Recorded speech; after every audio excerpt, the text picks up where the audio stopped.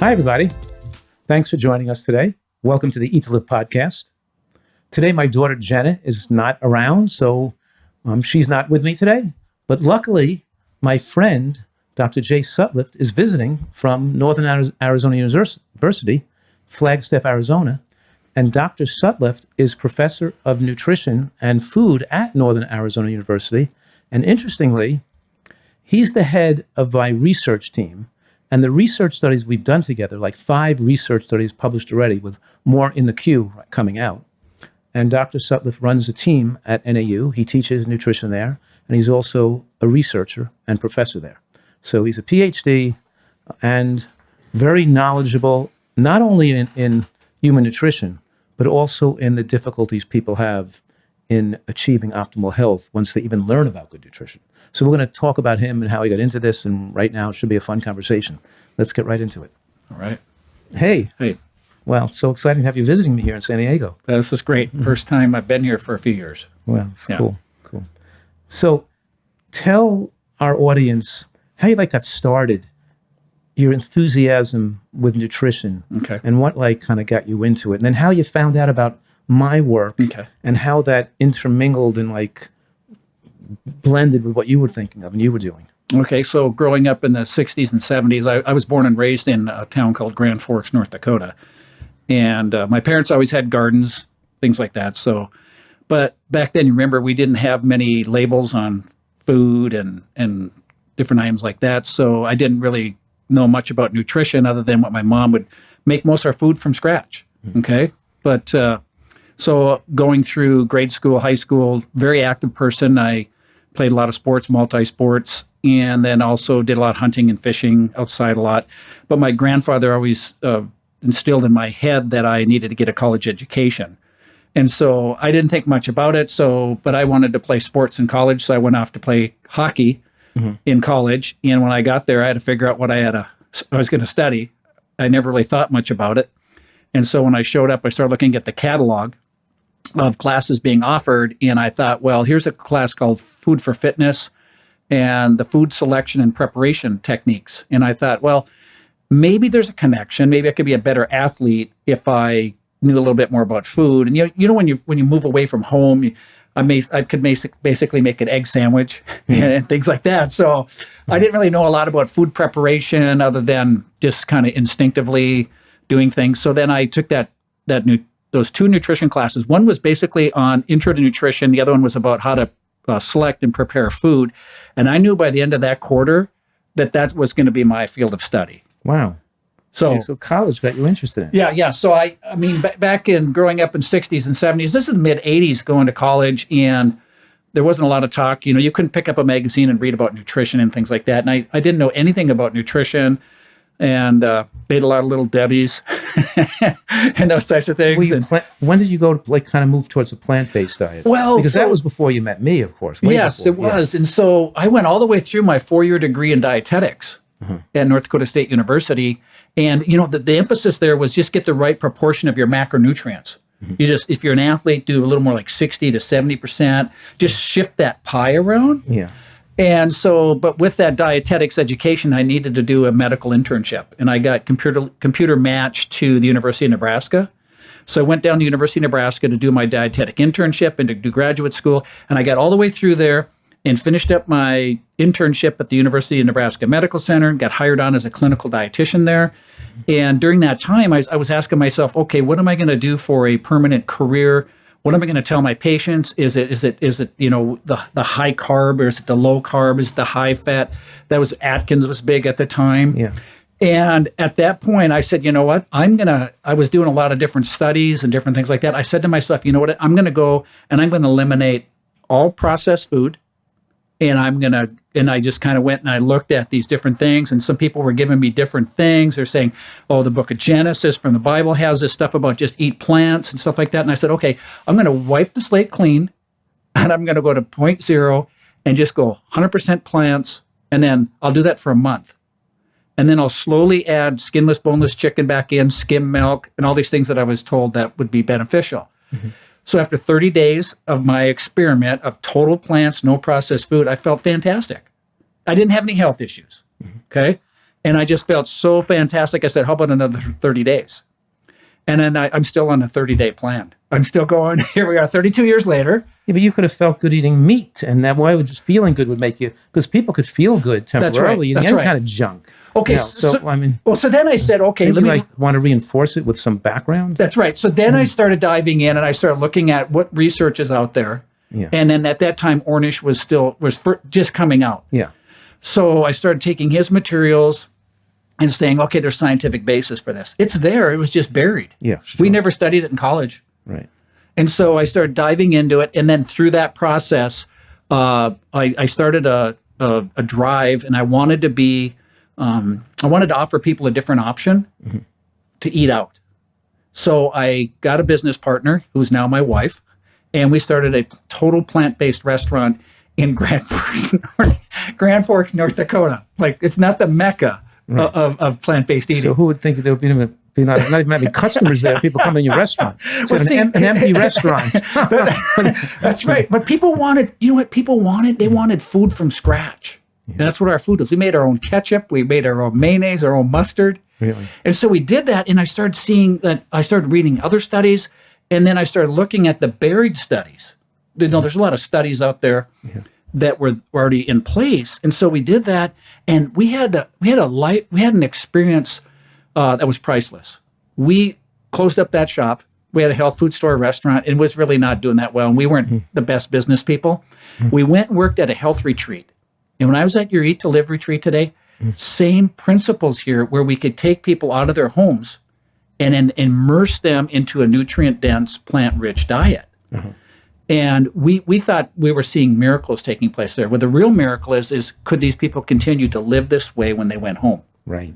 And so I got the bug there. We would put on seminars and cooking classes in our restaurants. And then when we went to this retreat center, I said, wow, this is great. How about now I go teach at a college and teach these principles? Okay.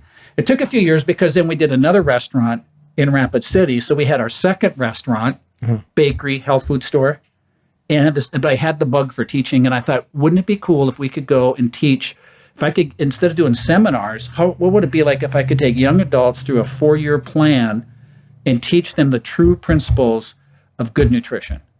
And did you go back to school to get your PhD? Okay, so at that point, I was registered dietitian with a master's degree, and I knew that for longevity and purposes of education, I probably need to get a doctorate. Right. So I finished my doctorate degree in public health, because I wanted to find out. There's a field within public health called implementation science. What's the best way and the principles to use when you're doing intervention, what we call interventions. Right. And so it was during that time that I discovered your work. Okay. So when I got my first teaching position before I was done with my doctorate. I was still working on my doctorate, started teaching at a small college, Chadron State College, in rural Nebraska. It was at that point I discovered your materials. And even up till that point, all this fighting going on with carbohydrate, fat, and protein. And I suddenly realized I was reading your materials, and it made so much sense to me that if you start looking at the micronutrient density of the food, that the macros take care of themselves. Right. And so that's when I started using your materials in my classroom at Chadron State, my intro to nutrition. Before you even went to NAU, you were? Yes. Oh, wow. Yeah, so back in like 2005, 2006, and you know what we would do? For a class project in my intro to nutrition class at Chadron State College, I would have the students go out and do a health fair for elementary students. And I found your ANDI scores, the aggregate nutrient density scores, and we made charts out of them, and we handed them out to elementary students, first through fifth grade, and we would give them to them, and we'd say, how many points do you get a day of your micronutrients? So they thought, well, let's saturate those tissues early on so we can prevent all these other issues, these lifestyle-related diseases. And so my students would go out, and they would do a little quiz with the students, and they'd do a little cooking demo and different things. They go around to these different stations in the grade school gym, and then they'd hand out the micronutrient density chart and tell them, okay, now go put this at your fridge at home and see if your family can get 500 to 1,000 points a day of high nutrient food. Of the ANDI scores. Wow, that's so cool. So then I applied for a position at Northern Arizona University. I wanted to go there as an undergrad, but really liked the Flagstaff area, the mountainous region. So when I got there, I was already familiar with your work, and I was thinking I should be doing a research study with these Andy scores. And I thought the best place to do that would be with the employees, worksite wellness, because you know how it is when you work in a setting where you go to meetings and people are bringing all kinds of processed foods and things like that. I thought the way to infiltrate the camp, so to speak, would be to work with the employees so we could change what we're eating at work. And that was one of the first studies that we worked together on. Yes. And so, and then we worked together? You contacted me? Well, or did I contact you? I don't even remember. Yeah. So it was a Friday afternoon in like 2015, 2016, or somewhere in 2015. And on a Friday afternoon, I got on your website and I looked at contact, pushed the contact button, and I said, I'd like to use your materials. I want permission to use your materials for a research study I want to do with the employees at NAU. I got it. Okay. So I shot it off to your website thinking, I'll never hear from you, from your people. I thought it would just kind of go into cyberspace and it would disappear. By that Sunday, you personally had gotten a hold of the email and contacted me. Right. And you said, let's talk. At the time you said, let's Skype. Let's Skype. Yeah. Oh, okay. Okay. So we Skyped, and I, at that point, had a graduate student who was getting a master's degree in health psychology, and we had an undergraduate student who had been talking to me prior to this, like, hey, I want to be involved in research. Do you have anything going on? I said, well, I'm cooking one up. I'm cooking a study up. And you said, okay. By the end of that call, that Skype call we had that week, you said, I tell you what, we're going to do an immersion. We'll come out and do a Dr. Fuhrman immersion. And from there, we'll do a For the employees. For the employees, yeah. Yeah. We'll do an immersion specifically for the employees. Right. And then you said, okay, then we'll do a 2-year study. And then I whittled you down to a 1-year study. And then I got you down to, let's just do a 6-week study since this is like our first professional date. Right. Okay. So you flew into Flagstaff February of 2015, 2016, and it snowed 3 feet that weekend. Do you remember that? Yeah, I remember. We had great skiing. It was like, well, I met you coming off the plane and you're carrying your ski helmet. Yeah, and I'm like, right. I don't think we'll need that for the seminar. He said, no, but we're going skiing. Okay, so you flew in. We got a facility on campus, and we lined up all the meals, and we were going to do a Saturday, Sunday immersion. And so we had the 35 employees sitting front and center in this theater-style room. If you remember that, Yeah. And then we also invited other people from the community, medical providers. There was a whole behavioral health group. Yeah, that had the faculty too. Yeah. Yep. So and remember, they hosted us for a luncheon at the physicians' homes, and so we packed the room. We had 100 people in that room, and 35 of them were in the research study. Yeah, right. And we'd already done blood draws before you showed up. We did the blood draws. We did the questionnaires. And we did all the different preliminary types of things. Then they came to the immersion. We gave them a copy of your book, Eat for Health. At that point, right? Yep. Yeah. And then you gave them membership into during the study. They were allowed to access your recipes and those types of things. That was the first study. And then we moved on. Then we actually set up a Nutritarian research office eventually. Yes. At NAU. Yes. You were heading this research project, and then we began other studies. But then we eventually we started the Nutritarian Women's Health Study. Correct. We were doing that together for numerous years, and then now more recently we've done some more high-tech scientific testing on those Nutritarian women, and we're going to publish some more studies on the data we collected. We didn't get the study out in the scientific literature yet, but we have the data. All the blood tests are done. All the data is collected. We're about to publish some new studies shortly, right? Yeah, I think we've published, 4, 5, 6 studies already? Yeah, right. And the next things we're looking at is digging a little bit deeper on that study you talked about, the Nutritarian Women's Health Study. We had close to 3,000 women. And we originally tried to recruit women who are already Nutritarian. Well, some people thought that this was a study to try to help you become Nutritarian. So we had kind of a mixed group in there. And we learned quite a bit from that, though. We noticed that the women who were in there that were already following the dietary protocol were very healthy. and the ones coming in they actually required or requested, they wanted a lot more support. And what we're looking at right now from that study is that we start looking at the fluctuations of eating habits and subsequent results of BMI, the body weight changes during the holiday season. So we're thinking right now that it would be nice to be able to try to support people who go through the holiday season. And because we find that when people gain weight during the holiday season, they tend to keep it on long term. Sure. Okay. But none of our studies focused on weight loss. They focus on the system of eating and your lifestyle. Mm-hmm. And we know that the weight would be a result of the lifestyle. Sure. So we've never really focused on that. So we're looking at right now, what are the behavioral cues and what are the things we need to look at, coaching, or how do people actually change the mental processes, especially around holidays when there's all these extra events going on. Well, isn't it the case that those people who are established nutritarians, long-term, successfully at their ideal weight, they have the mindset to be like the health nuts we are. Those people's weight does not fluctuate during the holidays. But the people that were the newbies just coming in, correct, they were not really understanding or really had the experience, and they're still struggling because they're food addicts.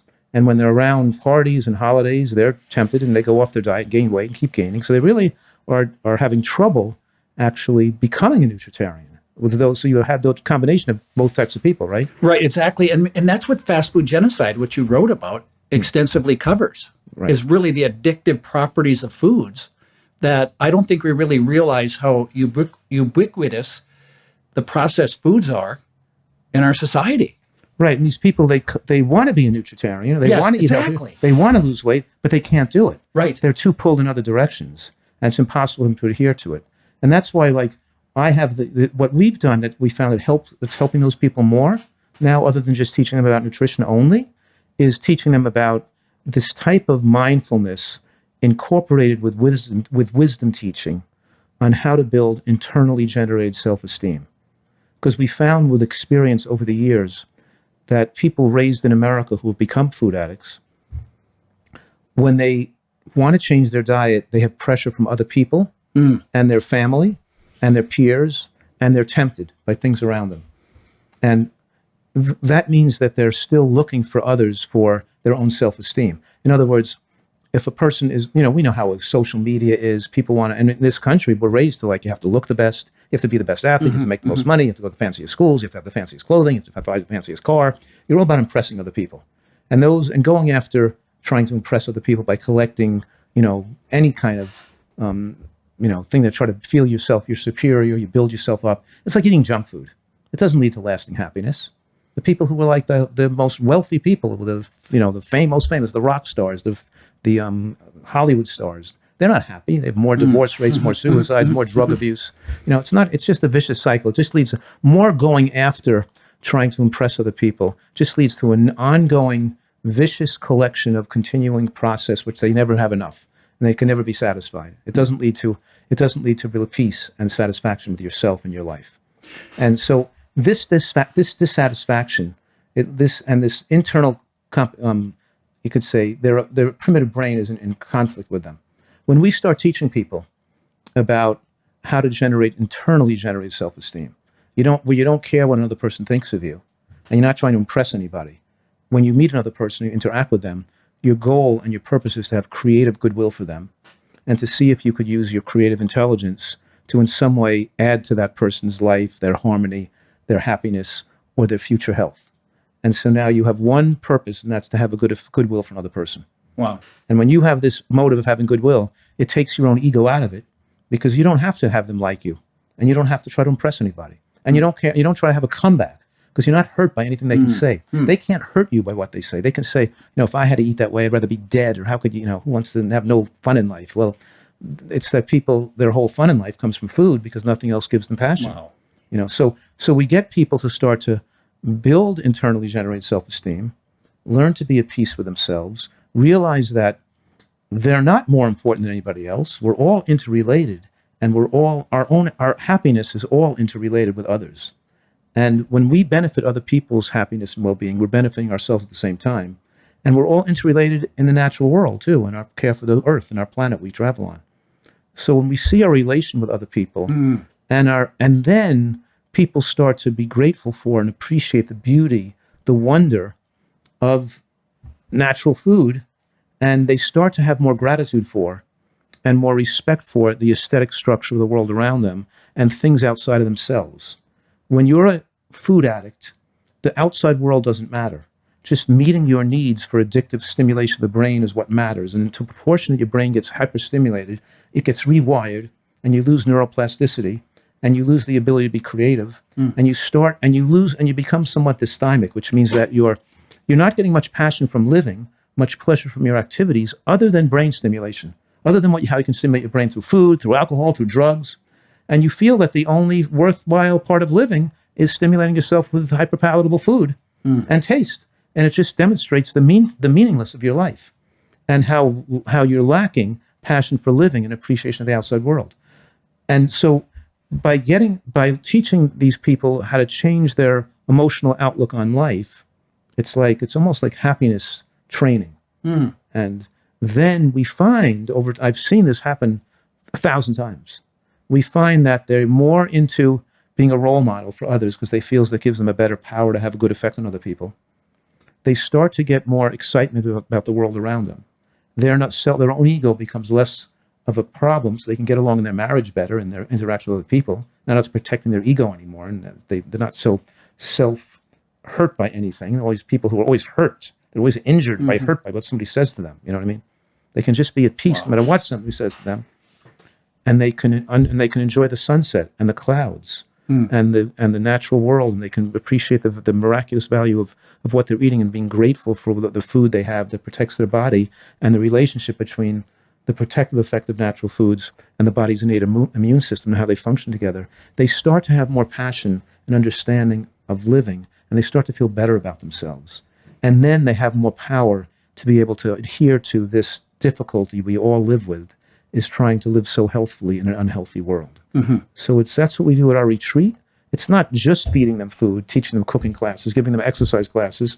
It's the time away from their addictive substances, and it's the learning they're going to get to feel better about themselves, so they don't need to use the crutch for stress and to try to build, and so they're not at war with themselves. I'm suggesting that you need good emotional health to be able to be comfortable being different from others, and you need a good, strong emotional health to be able to take care of yourself and pick the right foods and not try to use food as a crutch, or people use food as their sole recreation because it shows the meaningless of their life. And once you're an addict, it just diminishes the importance of the outside world.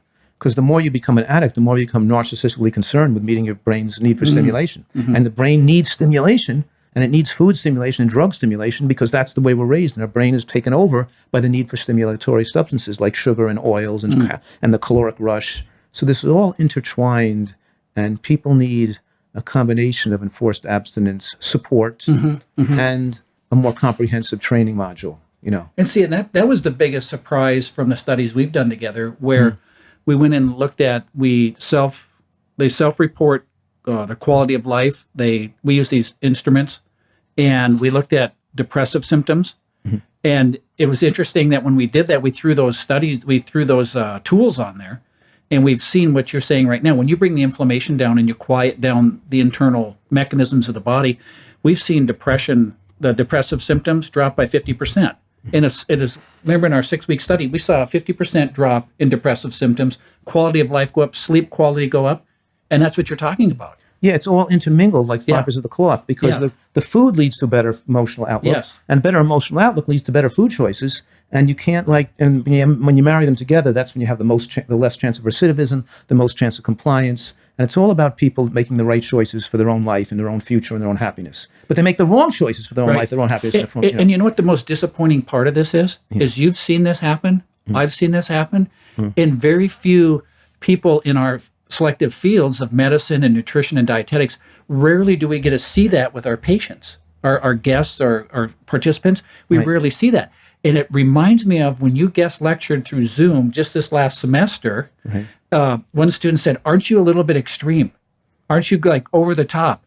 And your response, I've been using it ever since. You said, "I've seen the magic." They said, "Why are you so extreme? Why are you so, aren't you too rigid?" Yeah. And you said, no, you said, I have seen the magic.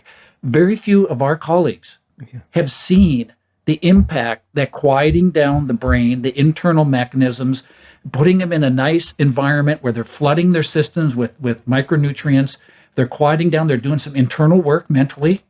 When you see that happen, that's what keeps us going. You know, the That's passion. Yeah.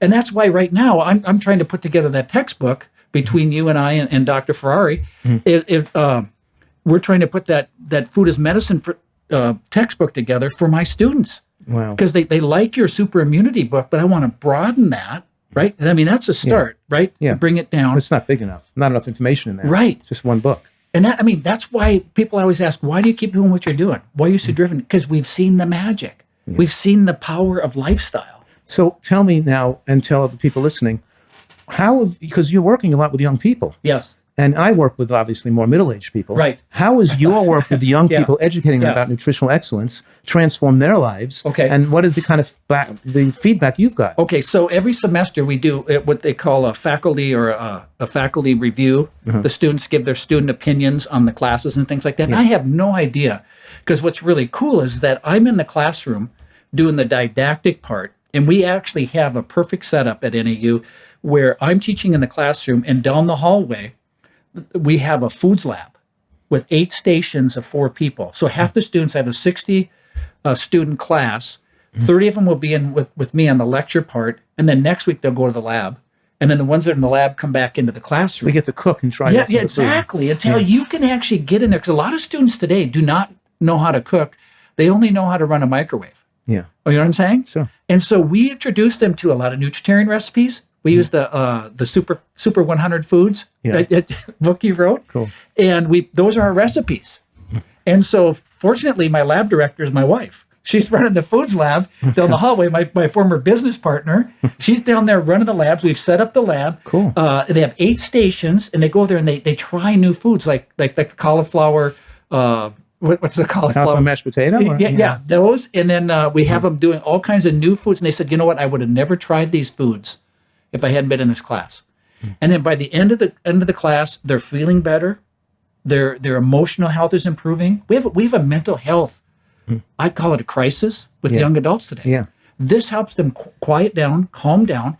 And I have students contact me, how can I go into a career where I can do this type of work? Wow. That's where we're at. So you're getting a lot of younger people excited about doing this. Yeah. And I was thinking about that. Because that's happened to you. Somebody got you into it when you were learning in college. Yeah. That's cool. Yeah, and so the thing is that I don't teach it from a standpoint, this is an all or nothing program. Let's just start doing a G-bomb every day. Yeah. Get the greens, beans, onions, mushrooms, berries, and seeds, and some tomatoes. Every day, start doing that. And then by the end of the semester, there's been such a shift in most of the students. Okay. Wow. And what kind of evaluations do you get from these students? Off the charts. Really? Yeah. I mean, I'm not trying to brag. It's the content. It's not me. It's the content. And it's always you have passion and enthusiasm for it, obviously. Well, it's not dry. When we're excited about what we're doing, we have passion, Exactly. Right? I mean, we've seen the magic. And I see it every semester. And that's why I'm working with you and Dina and getting that book together so we can have a comprehensive food as medicine textbook that our students can use with labs and assignments and just package that thing. We should probably make it available to people who aren't students. Yeah.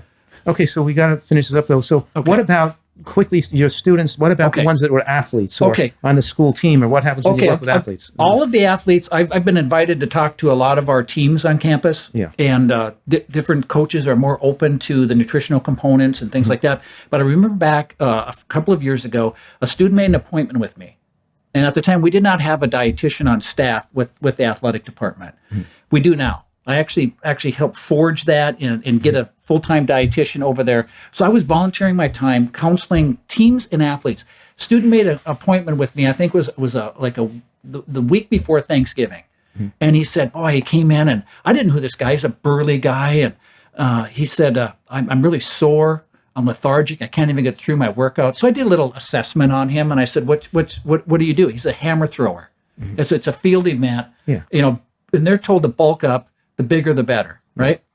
And I said, let's run through what you eat in a day, what you normally eat. Well, my coach told me to eat as much fat and protein as I can. And then he gave me a breakdown of what he ate. And this is the first time I ever did this. I looked at him right in the eye and I said, bro, I said, man, I said, you're on a train ready to wreck. And he looked at me like, what do you mean? And I asked him what he was studying, and he was studying psychology.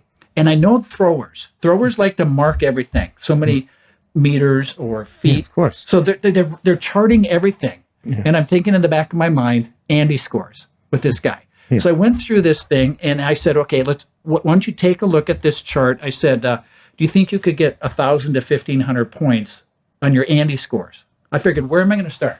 Yeah. So I'm just going to start simple. Can you get 1,000 to 15? He goes, I'll give it a shot.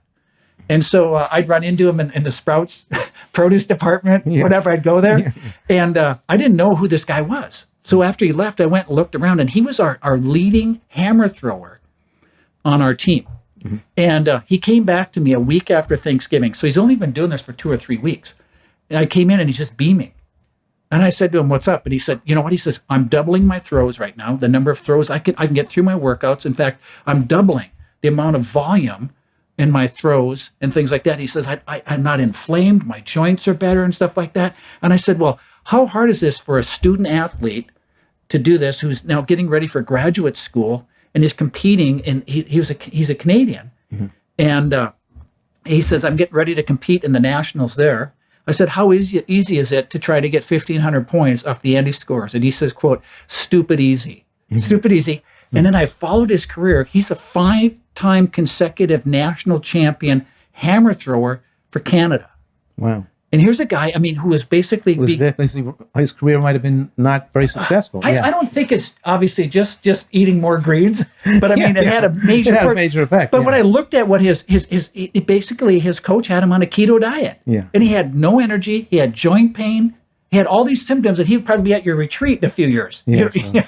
Well, I see that all the time. We advise these professional athletes, and they do much better, and they have a longer lifespan on their careers. They don't get sick. Yeah. It's great. So, it's so gratifying when you see, it's predictable when you apply these principles to your life.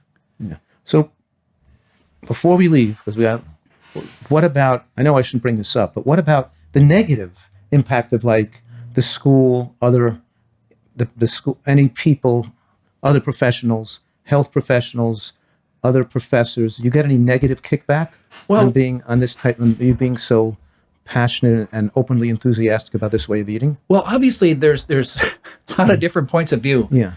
And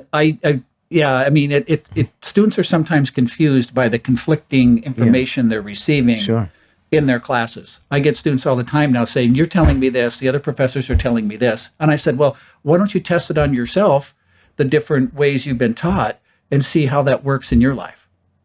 But you know what the neat thing is? When we did that Nutritarian women's health study of 3,000 women, one of the greatest takeaways from that is people think that eating a nutrient-dense, plant-rich diet is expensive.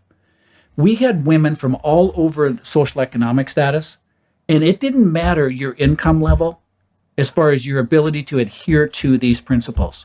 That was exciting. So people think this is expensive. It's not. Studies have shown that over and over again. But the long-term costs right here are not more to eat this way and to live this way.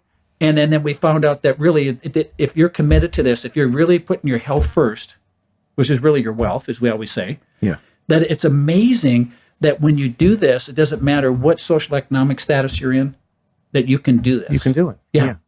My only caveat to what you said was that people is that sometimes seeing how you feel initially, because people could feel better on a carnivore diet. Right, that's true. That's true. And sometimes people feel better when they continue to smoke rather than stopping smoking makes them feel worse. Yes. They're temporarily going to feel worse. But so sometimes they don't know that sometimes you need to feel worse for a while before you feel better. And that sometimes when you're actually coming off the foods that are unhealthy, you are going to actually feel worse, not feel better. It takes time. And also, there's a lot of ways you could lose weight that are successful. You can smoke cigarettes and snort cocaine to lose weight. Yeah. and people will say, oh, it's working for me. Yeah. But we have to see over time what the long-term risks or benefits are to an approach.